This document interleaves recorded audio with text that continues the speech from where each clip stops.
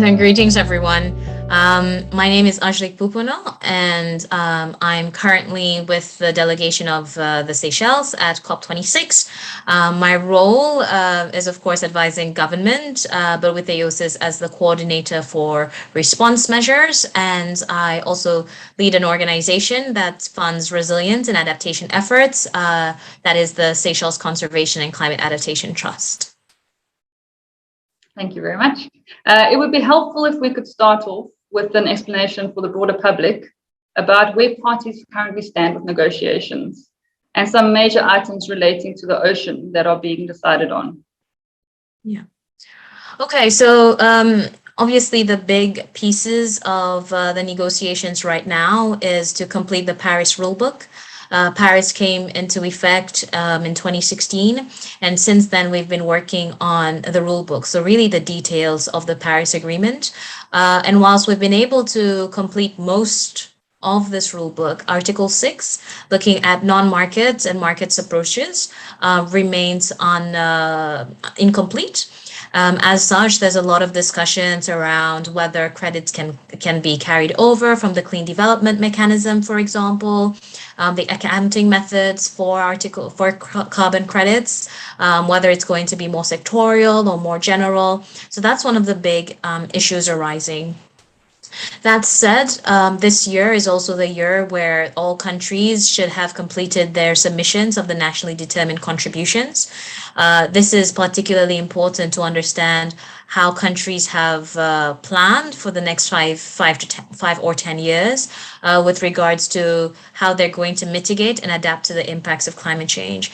But one of the burning issues, of course, is finance.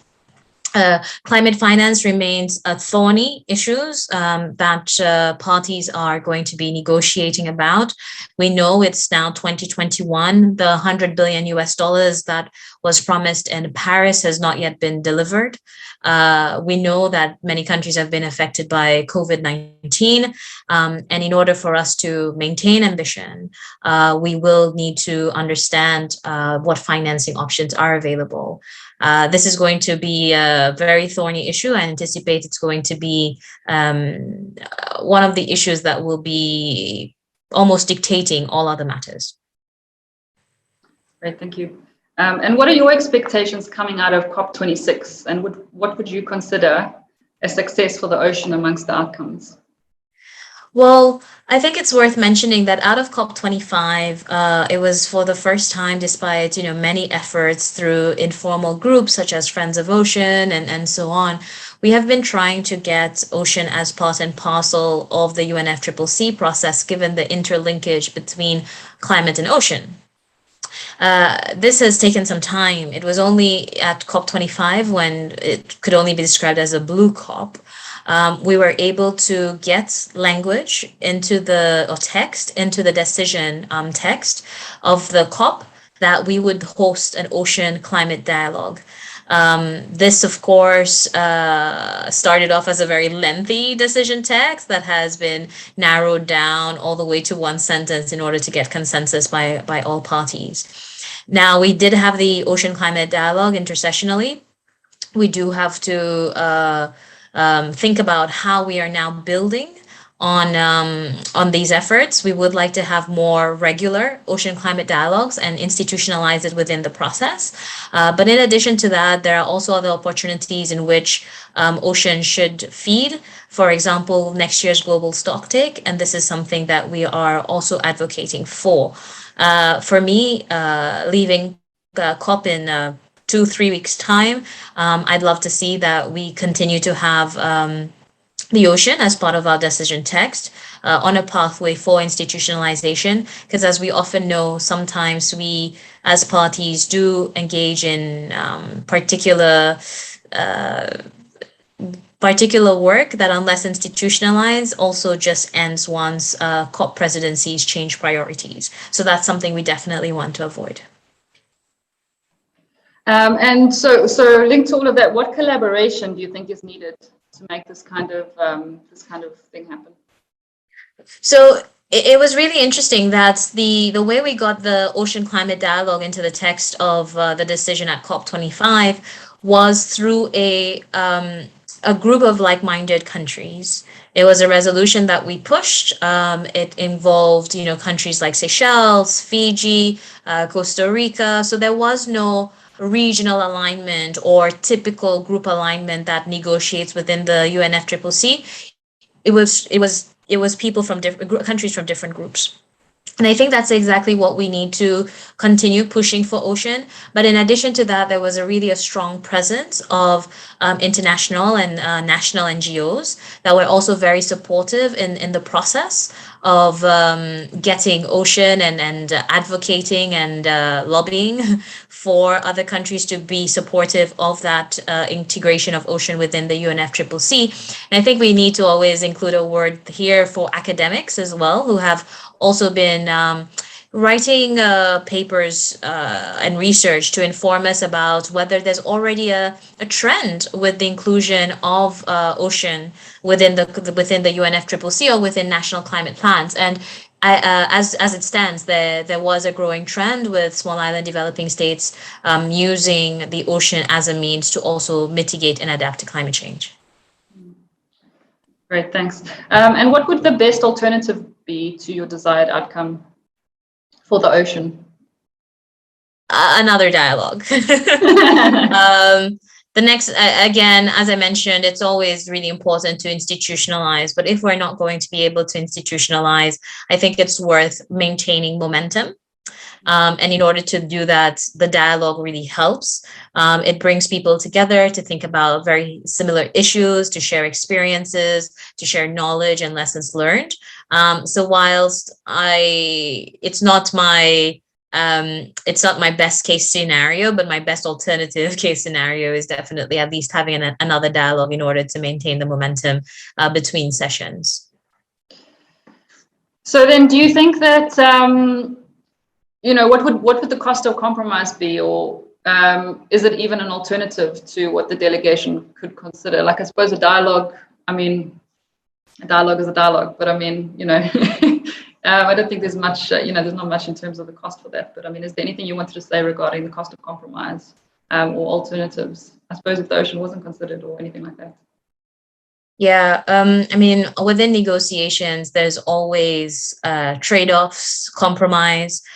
We saw it when we got the dialogue for ocean. There was also a terrestrial dialogue. So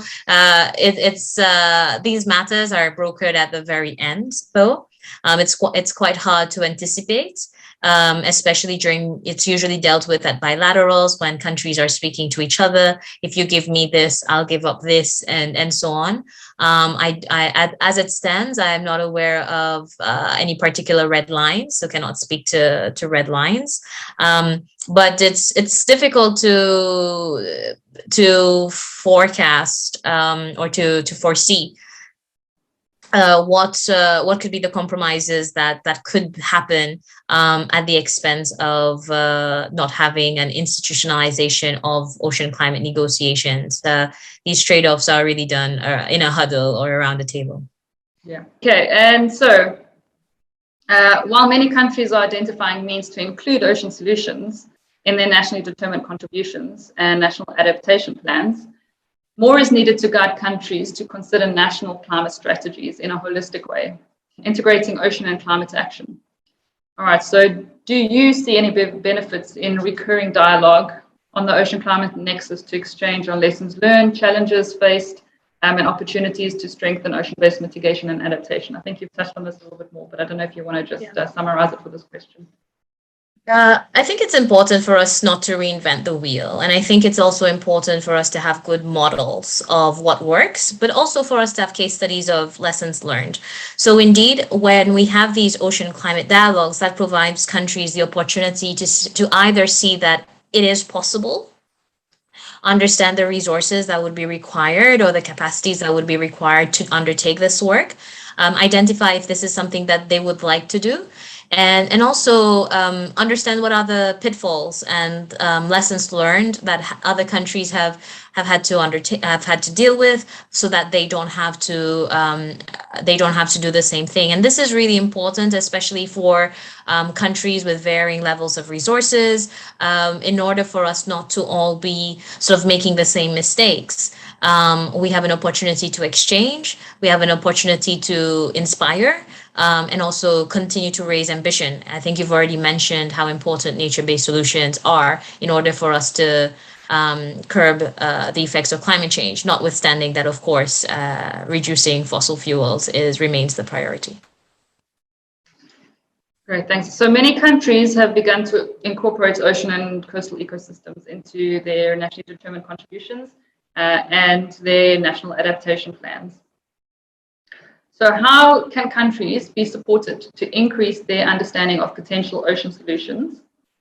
And what can be done to promote efforts to include ocean solutions into their NDCs and national adaptation plans? Yeah.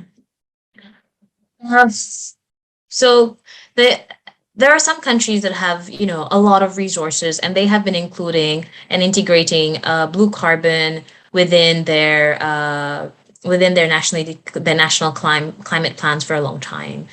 Here I'm thinking about the US, I'm thinking about Australia. But there are countries that it's more difficult to do that. And you can imagine many of those countries are also the ones very rich in this biodiversity and ecosystems. So it's quite a conundrum. But in order to integrate blue carbon or these nature-based solutions within our national climate plans, there's a need to understand those ecosystems and the services that they are providing. That obviously requires knowledge sharing, science to be undertaken. So, in some respect, even the use of technologies like remote sensoring, mapping technologies, which not all countries can necessarily afford. This is definitely something that's worth pinpointing on already. So it comes at a cost. Countries also have to anticipate, where the funding is going to come from, whether it's national budgets, whether it's grants, in order to undertake this work, or whether it's, through partnerships. Now, I think it's already important to at least learn from the other countries who have undertaken this work, so who serve as models. One such example is, of course, the Seychelles, who has now integrated blue carbon within their nationally determined contributions. But in addition to that, there's also, a capacity constraint that countries need to be aware of. If you're going to integrate blue carbon within your NDCs or your national climate plans and so on, it's important to know that you will need to be in a position to continue to monitor those habitats and those ecosystems. You still need to think about whether the efforts that you're making are in fact bringing out results. And in addition to that, you're thinking about your monitoring programs. You're thinking about your policymakers who usually do your carbon inventories for the GHG carbon inventories for your reports.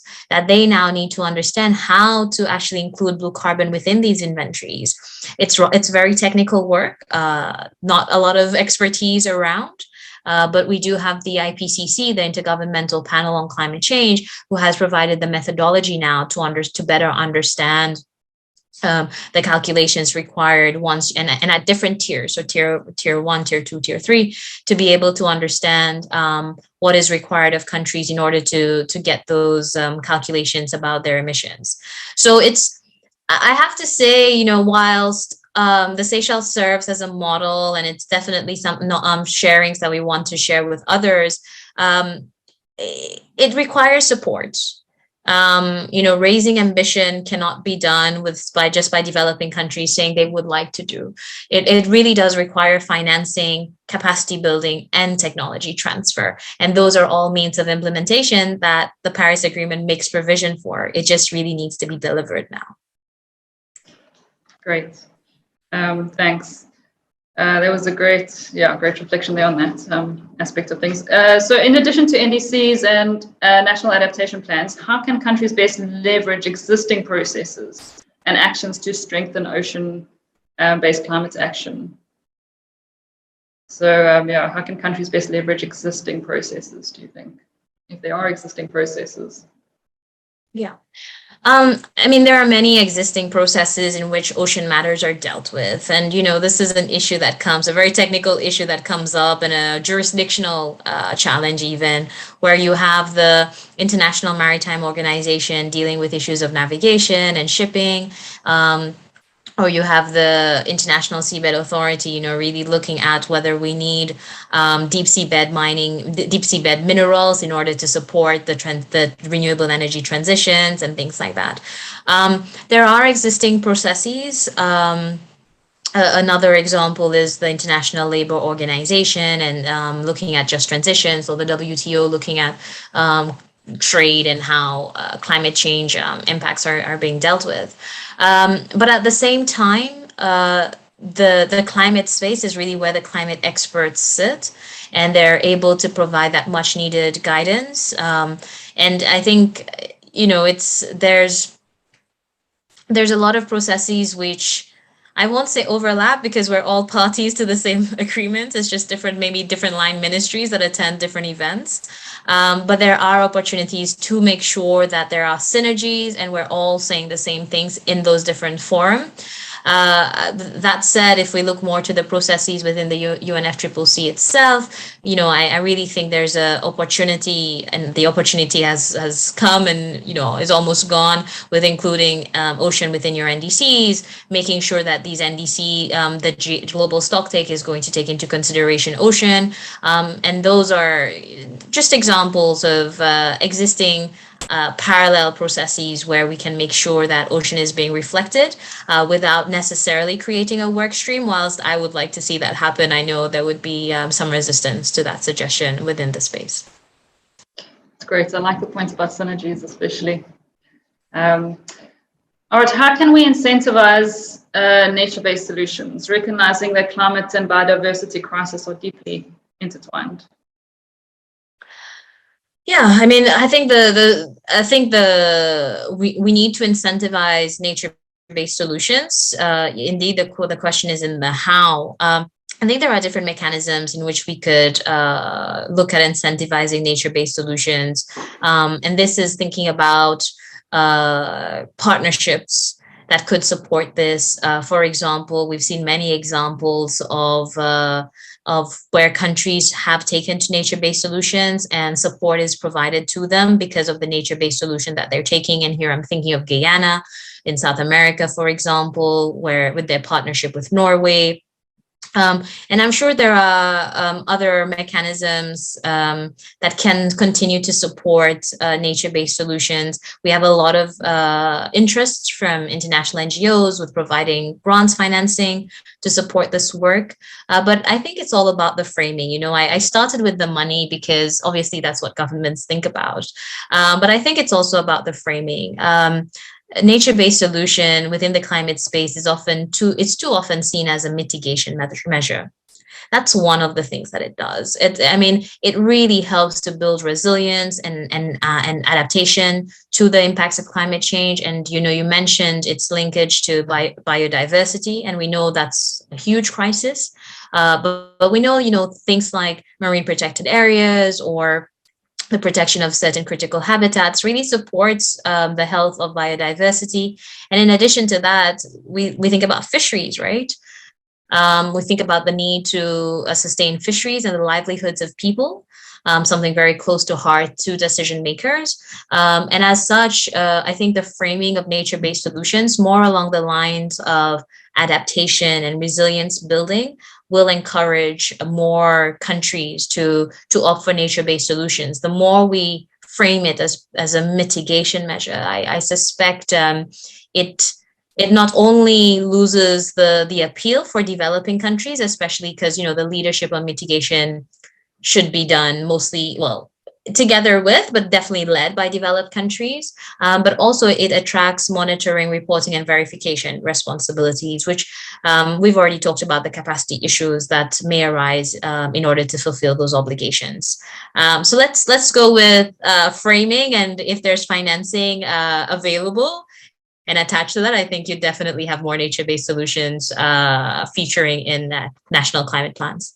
So how would you ensure your efforts to incorporate ocean-based solutions will include Indigenous peoples and local communities, and what is needed to ensure the benefits from ocean climate solutions, to ensure that they're equitably distributed. No, equity is central to ocean governance and is really important in ensuring that if you're taking certain steps, you're making sure that people are part and parcel of this decision making.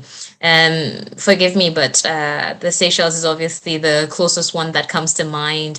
But thinking about how Seychelles has used its marine spatial planning process to frame our commitments. So whilst the Seychelles commits to protecting 50% of its blue carbon habitats by 2025 or 100% by 2030, the framing is through the marine spatial planning process. That in itself is important to indicate that there needs to be a consultative process that will take place with people who are affected. And while Seychelles doesn't have indigenous people, of course, we have local communities, especially small scale fishers, that could potentially be affected by levels of protection, whether negatively or positively, of course. Now, our marine spatial planning process, not only is it consultative, but it provides certain leeways and avenues with regards to the term protection. It defines two levels of protection. The first is no take, so absolutely nothing coming from being removed from the protected area, or it talks about sustainable use. And sustainable use is really where the consultation is pivotal, because it is the communities, the users themselves, that will define what activities would be allowable, and there's a need to reach consensus with conservationists, decision makers, affected persons, and so on. So I think that's particularly important. I use it as an example most familiar to me, but I think it is applicable across the board. And oftentimes there is no sort of easy answer for equity. It's really in the how things are done. It's not just about me saying, let's have a marine spatial plan. That's not what I'm saying. It's how you're having your marine spatial plan. How are you designing it? How are you engaging people? That's particularly important. I know for Indigenous people, for example, are you speaking to their elders first? How are they being approached? How are things being framed when it is communicated? Are all really important things that we need to think about when we want to ensure that there is equity, and make sure it's not a matter of just including them, sending them that invitation. It's really a true inclusion. Yeah, definitely. All right, so the Paris Committee on Capacity Building was established in 2015 to address current and emerging capacity gaps, as well as needs to fulfill implementation of the Paris Agreement. Yeah. So does the Paris Committee on Capacity Building offer an opportunity to promote ocean climate action, as well as support the capacity building needs that will enable countries to incorporate ocean-based solutions, and how? Absolutely. The PCCB has a critical role. I mentioned this in a previous answer that it's going to boil down to finance, capacity building, and technology transfer. And this is exactly where the PCCB comes for capacity building. They've hosted a number of events, a lot of reports being produced. It's really now time for efforts and focuses to be on ocean. In Madrid, we did have a knowledge exchange on ocean through the Nairobi Work Program, which is the general exchange about adaptation and how we use ocean, how we think about using the ocean for adaptation purposes. But the PCCB would really serve to support the work stream and the efforts, and as I mentioned, really goes down to the heart of how are we getting more countries to use nature-based solutions within their national climate plans. I think the PCCB has a critical role to play there. All right. So while science shows nature can provide 30% of the mitigation needed by 2030, only 3% of global finance is allocated to natural solutions. Yeah. The Standing Committee on Finance, which provides financial resources to developing countries, will dedicate the coming SCF forum to financing nature-based solutions, presenting an opportunity to determine why funders from nature-based solutions why funding doesn't match the potential. Okay, so what do you think might be what do you think might be contributing to the lack of funding in nature-based solutions, and what would you recommend to increase funding here? So yes, indeed, and in fact, we made a submission here at SACAT to the Standing Committee on Finance about nature-based solutions and the need for financing, and we were also really pleased because we were selected.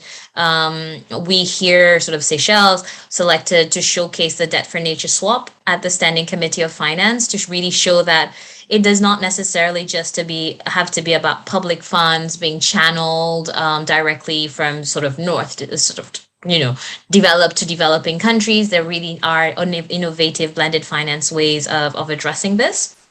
Now,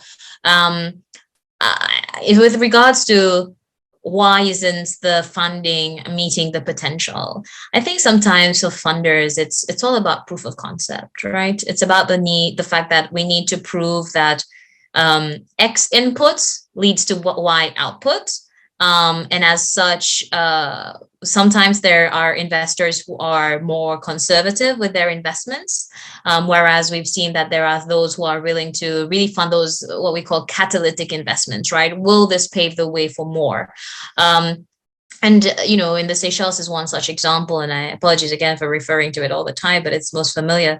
The Pew Trusts, invested just about $1 million US with the Seychelles, as well as other partner countries such as Belize and Costa Rica, on really showing that this is possible. Integrating blue carbon ecosystems within our national climate plans is possible, and this is how to do it. And this is the science and research needed. This is thinking about the financing. This is the policy work needed. Once you have proof of concept, it really opens the door for others to say that they too are willing to channel their funding to these areas, because now you've almost de-risked it. They risk their investment, right? You've said this is possible, and by the way, we also have lessons learned, so we know the other investments won't be making the same mistakes that the initial investments did.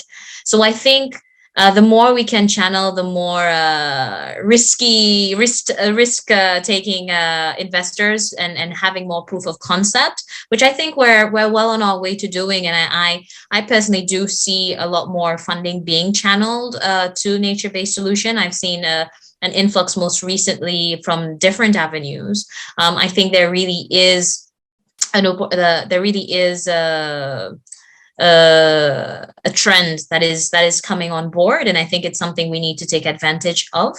I'm not sure if I answered another part of your question, but it came to mind about benefit sharing, and this is probably back to equity. A lot of funders care about not just nature, but also how people are being affected. And how people are going to be part of the solution. And I think if you have equity as part and parcel of these efforts, that should also support your business case to the funder. At the end of the day, they understand the numbers. And I'm sorry that I'm taking a long time on this question, but it's also another interesting point is the fact that maybe we also need to educate funders, right?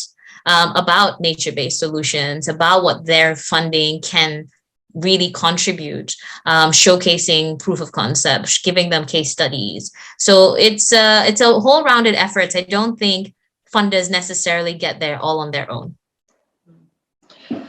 Yeah, I really like that, especially the de-risking, including people, and then the proof of concept. I think those are quite important. Okay, and then what is being done to ensure science is integrated into as an integral part of ocean climate action? On the international level, we have let me make sure I get the name correct here. We have the research and systematic observations under the UNFCCC, where research is taking place. We recently had the IPCC report on the cryosphere and ocean. So there really are efforts to ensure that science is being placed at the center of understanding the role of ocean and climate change. But the next step, of course, is how we're using the science that we have, and how is that informing a lot of the work that we do. So Could there be more? I think there is, but the good thing is that at least with the RSO, the research and systematic observation, that's already institutionalized, right? It's just to influence the agenda and to continue to keep ocean. So that's really positive. But in terms of making sure there's science, the thing is also it all moves from the national to the international in many ways. So it's making sure that governments are also making sure that when they are integrating blue carbon within their national climate plans, scientists, researchers are part and parcel of these processes. There's a lot of science. Some ecosystems are better understood than others. There's still a lot of science to be done. Another example is Seychelles project on seagrass. There's still a lot to understand about seagrass in comparison to mangroves. And there's still a lot more research to be done. But I think it's important that national governments appreciate the importance of science within this work, which will then translate upwards into the international space. So I'd say two levels. One, where we're going pretty good with the RSO. The second one is it's a challenge, and I won't go into the capacity constraints and availability of scientists and researchers, but it's a challenge with regards to making sure that governments and projects are taking science and research at the heart of their decision-making processes and their intention to integrate blue carbon in NDCs. And in terms of Seychelles, would you reflect on anything in terms of science integration and what's happening in Seychelles, how that's moving maybe forward? I mean, I know it's been challenging in the past, but Yeah, I mean, so I think when it comes to Seychelles, obviously we're a small island developing states. We have our own constraints, but there are some subject matters that are pretty well resourced when it comes to undertaking research. And in that respect, I won't necessarily say that ocean more broadly is one of those, but it does receive some resources. But we'll take fisheries, for example. Fisheries is an area that does receive a lot of funding from various sources, and very much looking at things like the impacts of climate change or resources management and so on. Now, it's taking that science and having decisions makers really use the science to make decisions that I think has been a struggle. It definitely has been a challenge. It's difficult to speak generally about it or broadly about it because there has been a lack of consistency in terms of, on occasions, yes, it's taken on board. On occasions, it's not. And I think we need to continue to push and foster a culture of having science, I say, but more broadly, evidence-based decision making by government.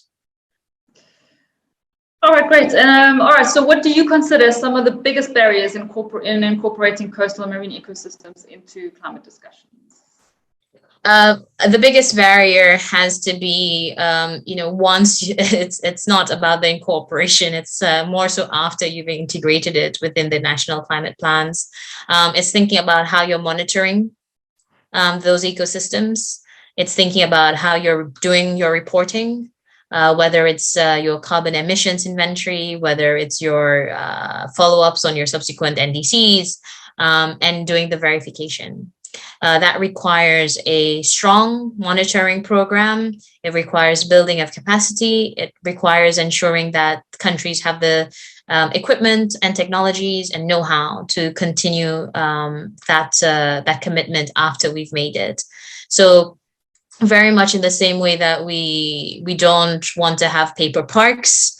It's one thing to make a high-level political comment. It's a commitment. It's certainly another to make sure that it really is being implemented on the ground.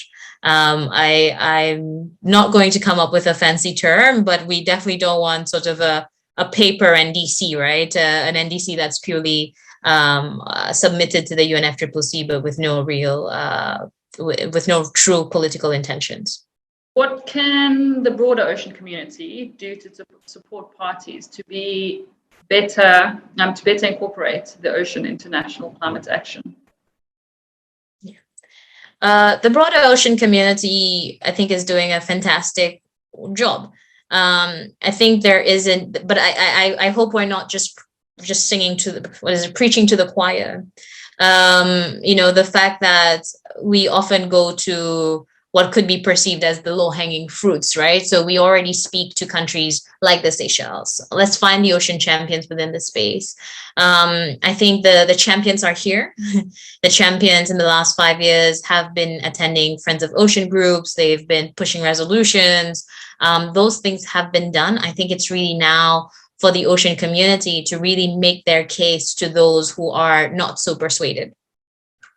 And that will require far more efforts. But the positive, you have now certain champions, one, but you also have champions who have done it, which means that you also have proof of concept. And then there will be some that sort of too early days. So I think it's important for the broader ocean community to be issuing these policy briefs, to be briefing parties. It's something that's quite obvious.